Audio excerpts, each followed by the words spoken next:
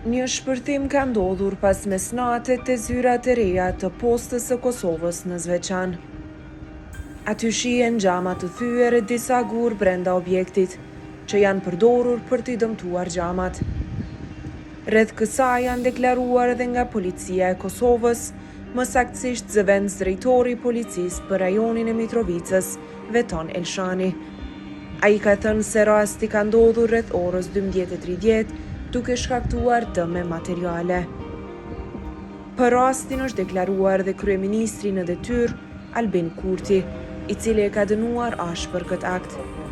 Ndërkohë, policia ende nuk e ka kapur ndonjë të dyshuar, e në vend ngjarje shihet vetura policore teksa ruan vendin ku shpërthyen bombat.